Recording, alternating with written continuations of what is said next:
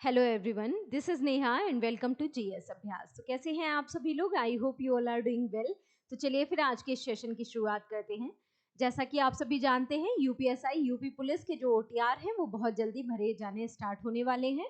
Forms अगस्त में आने की पूरी संभावना है। बहुत कम समय है आप सभी को तैयारी के लिए। तो इसी क्रम में जो संविधान का जो आपका सिलेबस में टॉपिक मेंशन किया गया है, उसी में आज हमारी ये 5वीं क्लास है, जिसमें आज हम संविधान की प्रस्तावना या प्रियम्बल के बारे में बात करेंगे। बहुत ही इंपॉर्टेंट टॉपिक रहेगा, एंड तक आप सभी लोग मेरे साथ जरूर जुड़े रहेंगे। चलिए ध्यान देते हैं संविधान की प्रस्तावना के बारे में। सबसे पहले इसकी ऐतिहासिक पृष्ठभूमि को जानना बहुत जरूरी है। आप सभी को पता है कि संविधान के निर्माण के लिए एक किसका आयोजन किया गया? एक संविधान सभा का गठन किया गया। संविधान सभा का गठन किया गया। कब किया गया? आप सभी जानते हैं 1946 में, यानी कि 1946 में संविधान सभा का गठन किया गया, जिसकी प्रथम बैठक की अगर बात की जाए, आप सभी को पता है इसकी प्रथम बैठक कब हुई? 9 दिसंबर 1946 को, यानी कि 9th ऑफ दिसंबर 1946 में इसकी पहली बैठक का आयोजन हुआ। इसकी दूसरी बैठक का आयोजन कब हुआ? आप सभी को पता है 13 दिसंबर 1946 को इसकी दूसरी बैठक का आयोजन हुआ। उसी समय एक क्या होता है आपको याद रखना है, पंडित जवाहरलाल नेहरू के द्वारा क्या किया जाता है?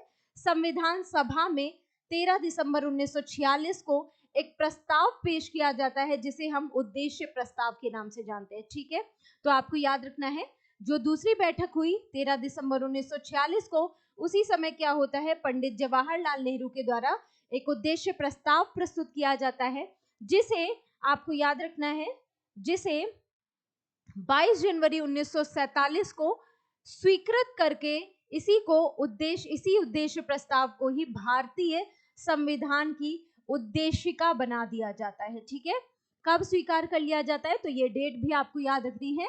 क्या है डेट? आप याद रखेंगे 22 जनवरी 1947। ठीक है, 22 जनवरी 1947 को उद्देशिका क्या हो जाती है?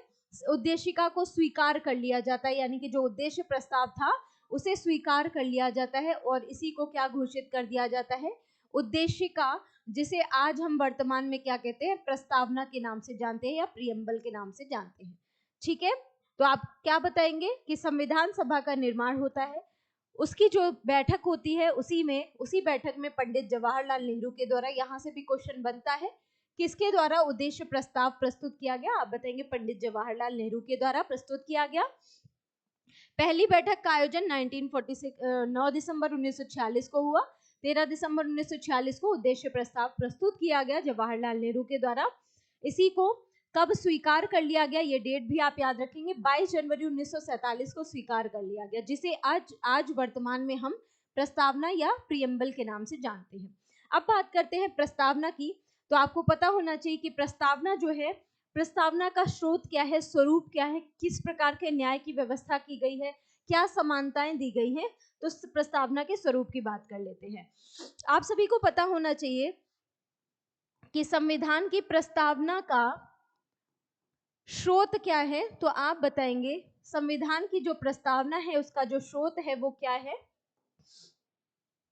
आप कहेंगे हम भारत के लोग। हम भारत के लोग जो है वो संविधान की प्रस्तावना का स्रोत है, यानी कि we the people of India.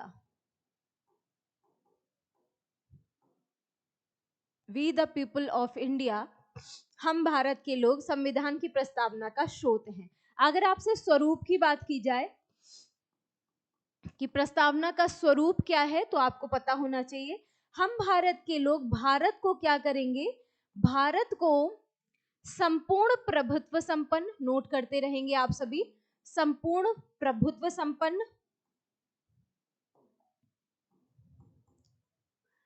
प्रभुत्व संपन्न, समाजवादी, पंथ निरपेक्ष, लोकतंत्रात्मक, लोकतांत्रिक भी कह सकते हैं, ये लोकतंत्रात्मक भी कह सकते हैं, राइट, लोकतंत्रात्मक गणराज्य बनाएंगे।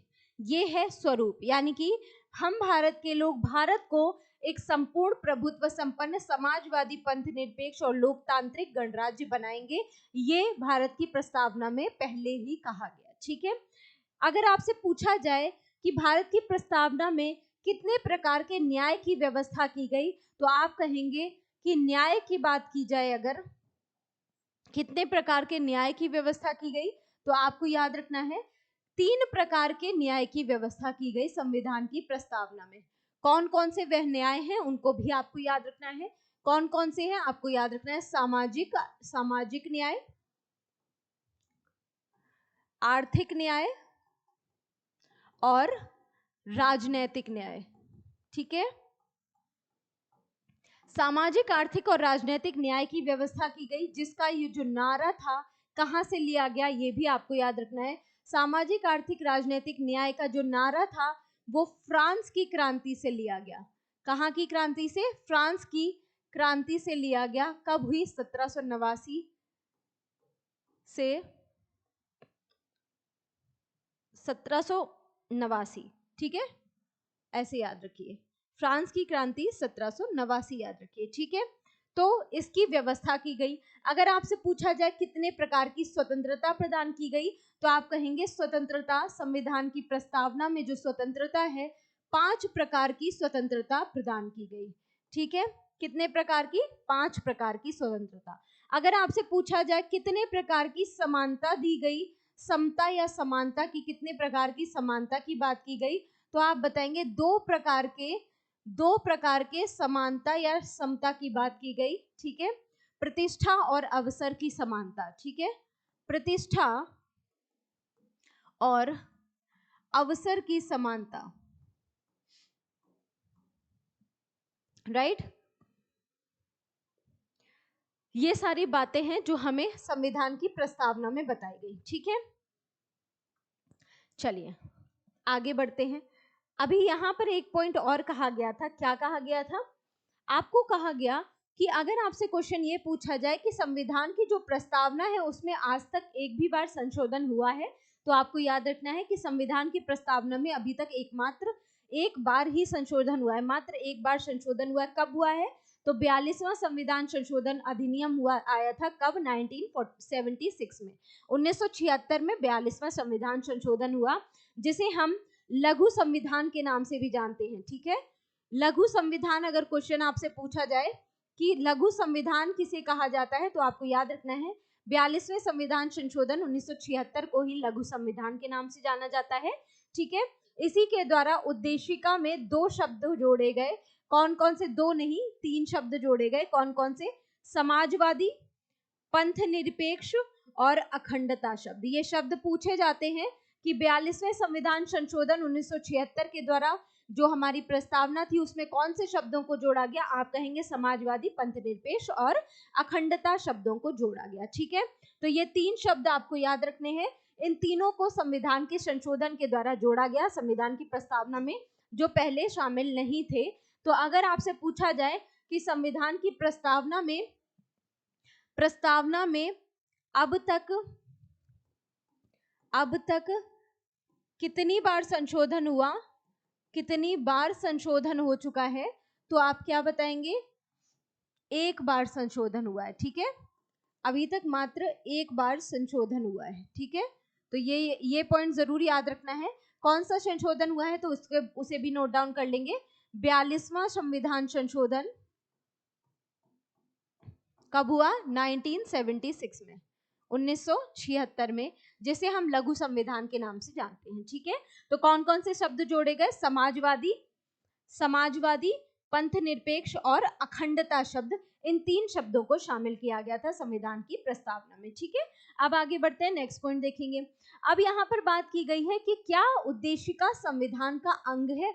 ये उद्देशिका से संबंधित वाद विवाद है। ठीक है, यहाँ पर बात की गई है कि जो बेरूबारी केस 1960 का आया था, ये जो मामला था बेरूबारी केस 1960 का, अच्छा सॉरी, अगर आपसे क्वेश्चन ये कहा जाए कि संविधान की प्रस्तावना में अगर संशोधन कर सकते हैं तो कौन से संविधान के अनुच्छेद के द्वारा, तो आप बताएंगे आर्टिकल 368 के द्वारा क्या कर सकते हैं? संशोधन किया जा सकता है, राइट। आर्टिकल 368 के द्वारा संविधान की प्रस्तावना में संशोधन किया जा सकता है, लेकिन उसके मूल ढांचे में संशोधन नहीं किया जा सकता है, ये भी आपको याद रखना है, ठीक है। तो यहाँ पर क्या कहा गया, बेरुबारी केस 1960 का जो आया, इसमें ये कहा गया कि संविधान की प्रस्तावना में संशोधन नहीं किया जा सकता, ठीक है। इसमें क्या कहा गया, इन्होंने कहा कि प्रस्तावना संशोधनीय नहीं है, संशोधनीय नहीं है, ठीक है, संशोधनीय नहीं है। बेरुबारी केस जो आया 1960 का, इसमें क्या कहा गया कि प्रस्तावना संशोधनीय नहीं है, ये माना गया। इसमें क्यों माना गया, क्योंकि संविधान का अंग उसको नहीं माना गया।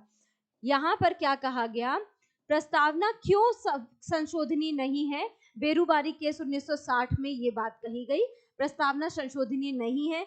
क्यों नहीं है, इसलिए नहीं है क्योंकि सब प्रस्तावना को संविधान का अंग स्वीकार नहीं किया गया, ये पॉइंट आपको याद रखना है, ठीक है। अब आता है नेक्स्ट, जिसमें संशोधनीय माना गया, ठीक है। केशवानंद बनाम केरल राज्य का वाद आया, इसमें प्रस्तावना को संशोधनीय माना गया, ठीक है, प्रस्तावना को संशोधनीय माना गया, राइट। केशवानंद भारती बनाम केरल राज्य 1973 का वाद है, आप सभी जानते हैं इसके बारे में। क्यों माना गया, क्योंकि उद्देशिका को संविधान का भाग माना गया। इसमें पहले जो बेरुबारी केस 1960 का आया, उसमें कहा गया प्रस्तावना संशोधनीय इसलिए नहीं है क्योंकि हम उसे संविधान का अंग नहीं मानते। केशवानंद भारती बनाम केरल राज्य 1973 में संशोधनीय माना गया क्योंकि उसे संविधान का अंग माना गया, किसे, उद्देशिका को। बात क्लियर हो गई। अब आती है नेक्स्ट बात, क्या कि अगर आपसे क्वेश्चन पूछा जाए कि संविधान की जो प्रस्तावना है उसमें मूल ढांचे की जो अवधारणा है वो कब लाई गई, आप बताएंगे केशवानंद भारती बनाम केरल राज्यवाद में ही मूल ढांचे की बात की गई। कि इसमें कहा गया, माननीय सुप्रीम कोर्ट ने ये कहा कि आप संविधान की प्रस्तावना में संशोधन तो कर सकते हैं, लेकिन उसके मौलिक ढांचे यानी कि मूल ढांचा जो है उसमें कोई भी परिवर्तन नहीं हो सकता। आप शब्दों को जोड़ सकते हैं, लेकिन जो शब्द दिए गए हैं उनमें कोई भी हेरफेर नहीं कर सकते, ठीक है। तो उद्देशिका में संशोधन किया जा सकता है, लेकिन उसके मूल ढांचे में कोई भी परिवर्तन नहीं किया जाएगा, ये पॉइंट याद रखना है। यहाँ से क्वेश्चन बहुत बनता है। मूल ढांचे की बात, प्रस्तावना की मूल ढांचे की बात किसमें की गई है, तो आपको याद रखना है केशवानंद भारती बनाम केरल राज्य 1973 के वाद में, ठीक है। उद्देशिका न्याय योग्य नहीं है, ये भी पॉइंट आपको याद रखना है। उद्देशिका जो है वो न्याय योग्य नहीं है, इसमें न्याय की कोई भी बात, मतलब न्याय आपको यहाँ पर नहीं मिलेगा। उद्देशिका में जो भी पॉइंट दिए गए हैं वो न्याय योग्य नहीं है, यानी कि कोर्ट में कोई भी चीजें नहीं जा सकती हैं, इसके आधार पर कोई निर्णय नहीं किया जा सकता है, ये भी पॉइंट आपको याद रखना है, ठीक है। आगे बढ़ते हैं। चलिए, वही बात बताई गई है कि प्रस्तावना में जो संशोधन है आर्टिकल 368 के तहत किया जा सकता है। एक बात थी संशोधनीय है, एक में था नहीं है। तो केशवानंद भारती बनाम केरल में राज्य में माना गया संशोधनीय है और इसके मूल ढांचे में परिवर्तन नहीं किया जा सकता। बेरुबारी संघ केस 1960 में ये माना गया कि ये संशोधनीय नहीं है। क्यों नहीं है, क्योंकि ये संविधान का भाग नहीं है, ठीक है। यहाँ तक मैंने पॉइंट बता दिए थे। अब बात करते हैं कि न्यायालय ने उद्देशिका को संविधान की मूल आत्मा कहा है, ये पॉइंट आपको याद रखना है, ठीक है। न्यायालय ने क्या कहा, न्यायालय ने कहा कि जो उद्देशिका है वो क्या है, संविधान की मूल आत्मा है, ठीक है। भारतीय संविधान की प्रस्तावना संविधान के उद्देश्यों को प्रतिबिंबित करती है, मैंने आपको बताया। संविधान की प्रस्तावना के द्वारा नागरिकों को न्याय, स्वतंत्रता और समानता सुनिश्चित कराने का संकल्प व्यक्त किया गया। मैंने आपको बताया कि संविधान की प्रस्तावना में 3 प्रकार के न्याय, 5 प्रकार की स्वतंत्रता और 2 प्रकार की समानता का प्रावधान किया गया है। अभी हम आगे उनके बारे में भी देखेंगे। चलिए ध्यान दीजिए, यहाँ पर मैंने आपको बताया कि न्याय कितने कितने प्रकार के, तो आपको याद रखना है न्याय जो है वो 3 प्रकार के प्रदान किए गए प्रस्तावना में, सामाजिक न्याय, आर्थिक न्याय, राजनीतिक न्याय। क्वेश्चन यहाँ पर ये बनता है कि क्या धार्मिक न्याय शामिल किया गया। आपको ऑप्शन दे देगा कि प्रस्तावना में 3 प्रकार के न्यायों का प्रावधान है, लेकिन कौन कौन से हैं। ऑप्शन होगा सामाजिक, आर्थिक, राजनीतिक और धार्मिक न्याय। आपको याद रखना है कि प्रस्तावना में धार्मिक न्याय की कहीं कोई बात नहीं है। 3 प्रकार के न्याय हैं, सामाजिक है, आर्थिक है, राजनीतिक है। धार्मिक न्याय की बात बिल्कुल नहीं की गई है, ये पॉइंट आपको याद रखना है, ठीक है। फर्क समझते रहिए कि कहां पर आपको एग्जामिनर फंसा सकता है। आती है स्वतंत्रता की बात, तो मैंने आपको बताया 5 प्रकार की स्वतंत्रताएं दी गई हैं आपको। कौन कौन सी है? विचार, अभिव्यक्ति, विश्वास, धर्म और उपासना की स्वतंत्रता। आप कुछ भी चीजें सोच सकते हैं, उनको अभिव्यक्त कर सकते हैं, बता सकते हैं, बोल सकते हैं, विश्वास कर सकते हैं, किसी पर भी विश्वास कर सकते हैं, किसी भी धर्म को आप मान सकते हैं, कोई भी बंधन आपके ऊपर नहीं है, किसी की भी आप पूजा कर सकते हैं, चाहे आप ईसा मसीह की पूजा करें, चाहे आप देवी देवताओं की पूजा करें, चाहे आप ईश्वर को माने या अल्लाह को माने, किसी को भी माने आप मान सकते हैं, या आपके ऊपर पूरी स्वतंत्रता है, ठीक है। कितने प्रकार की समानता दी गई? मैंने आपको बताया 2 प्रकार की समानता आपको प्रदान की गई है, ठीक है। प्रतिष्ठा और अवसर की समानता, राइट। प्रतिष्ठा और अवसर की समानता आप सभी को पता होगा, आर्टिकल 16 याद होगा, आर्टिकल 16, राइट। आर्टिकल 16 में लोक नियोजन में अवसर की समानता की बात की गई है, ठीक है, यानी कि सरकारी नौकरियों वगैरह में सभी को समान अवसर प्रदान किया जाएगा। लोक नियोजन में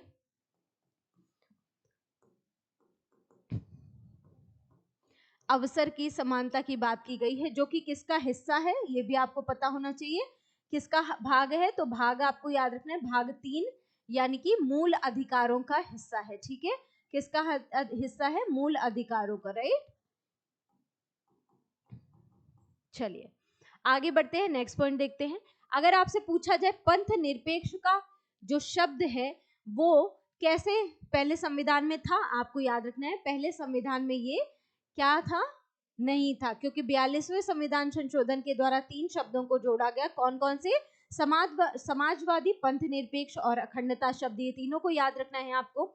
यहीं पर बात की जा रही कि पंथ निरपेक्ष जो शब्द है जो जोड़ा गया संविधान की प्रस्तावना में, उसका अर्थ क्या है आपको याद रखना है।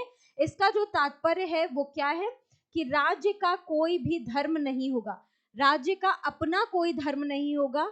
ये पॉइंट यहाँ पर पंथ निरपेक्षता में बताया गया। पंथ निरपेक्ष का मतलब है कि राज्य से मतलब यहाँ पर राष्ट्र से है, देश से है, उसका अपना कोई भी धर्म नहीं होगा। हम किसी भी धर्म को अपने नागरिकों के ऊपर नहीं थोपेंगे, ठीक है। अर्थात वह सभी धर्मों को तटस्थ भाव से समान संरक्षण प्रदान करेगा। मतलब इसका सिंपल सा ये है कि राज्य का अपना कोई भी धर्म नहीं होगा, यानी कि वो किसी एक धर्म को ये नहीं करेगा कि नहीं नहीं ये धर्म हम मान रहे हैं तो आप सभी को वही धर्म मानना है। वो सभी धर्मों को समान संरक्षण प्रदान करेगा, ठीक है। पंथ निरपेक्षता का मतलब ये है, और ये क्या किया गया? 42वें संविधान संशोधन के द्वारा जोड़ा गया, ठीक है।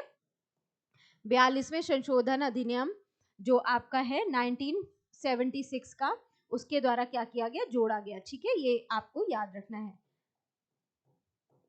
42वें संविधान संशोधन 1976 के द्वारा इसको जोड़ा गया। आगे बात करते हैं नेक्स्ट। अच्छा, मैंने आपको बता दिया था स्वतंत्रता जो है, सॉरी, जो ये न्याय की बात की, ये स्वतंत्रता, समानता और बंधुत्व जो आपको प्रदान किया गया है प्रस्तावना में, स्वतंत्रता, समानता और बंधुत्व, 5 प्रकार की स्वतंत्रता, 2 प्रकार की समानता और बंधुत्व, ठीक है।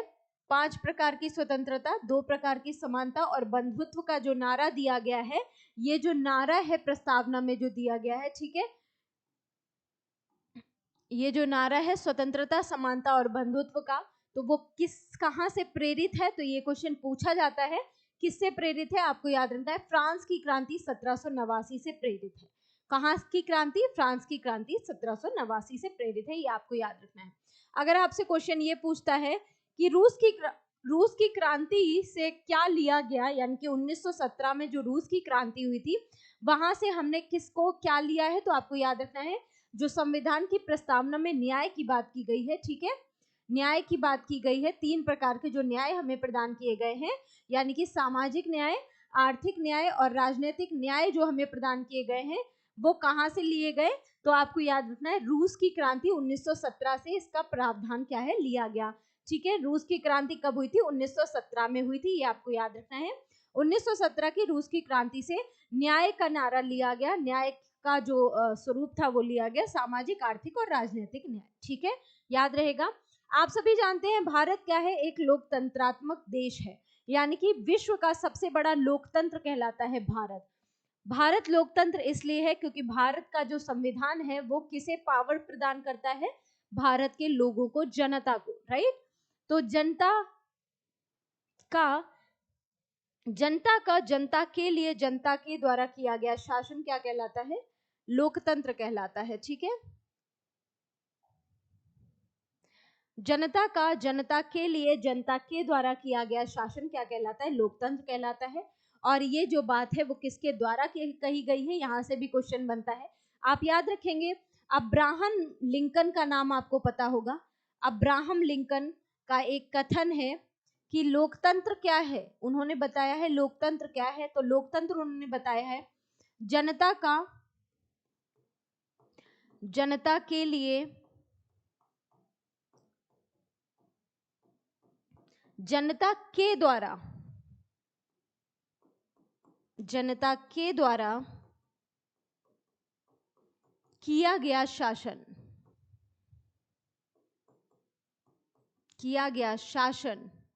क्या कहलाता है, आपको याद रखना है, लोकतंत्र कहलाता है। ठीक है, किया गया शासन लोकतंत्र कहलाता है।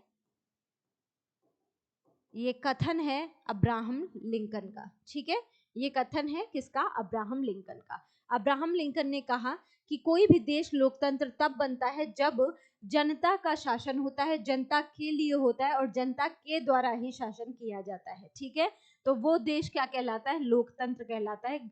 आपको ये बात याद रखनी है। ठीक है, यहाँ पर बात करते हैं नेक्स्ट पॉइंट की। भारत एक संपूर्ण प्रभुत्व संपन्न राज्य होगा। इसका अर्थ क्या है, क्वेश्चन यहाँ से पूछा जाता है। संपूर्ण प्रभुत्व संपन्न का अर्थ है कि भारत अपने आंतरिक और बाह्य मामलों में किसी विदेशी सत्ता या शक्ति के अधीन बिल्कुल भी नहीं है। भारत की संप्रभुता जो है वो जनता में निहित है, इसीलिए भारत क्या है, एक लोकतंत्र है। ठीक है, क्या कहा गया है, संपूर्ण प्रभुत्व संपन्न का अर्थ ये है कि भारत अपने चाहे घरेलू मामले हो चाहे विदेशी मामले हो, किसी भी मामले में किसी भी तीसरे व्यक्ति का कोई भी हस्तक्षेप स्वीकार नहीं करेगा। भारत खुद से ही संपूर्ण प्रभुत्व संपन्न है, मतलब हमारे पास इतनी ताकत, इतनी पावर खुद है कि हम अपने निर्णय खुद कर सकते हैं। ठीक है, नेक्स्ट बात आती है, भारत का समाजवाद जो है वो लोकतांत्रिक समाजवाद है। हमने बताया आपको कि भारत जो है वो विश्व का सबसे बड़ा लोकतंत्र है। हमारा जो समाजवाद है, सेक्युलरिज्म जो है, वो लोकतांत्रिक समाजवाद है, लोगों को ताकत दी गई है उसमें। यह जो है वह नेहरू की अवधारणा पर आधारित है। यहाँ से क्वेश्चन बनता है, जो समाजवाद है वो किसकी अवधारणा का परिणाम है, आप बताएंगे नेहरू, पंडित जवाहरलाल नेहरू की अवधारणा का परिणाम है। देश के भौतिक संसाधनों का यथासंभव समानता के आधार पर वितरण होगा, ये बात कही गई है इसमें। ठीक है, क्या कि जो भी भौतिक संसाधन है वो यथासंभव समानता के आधार पर वितरित किए जाएंगे।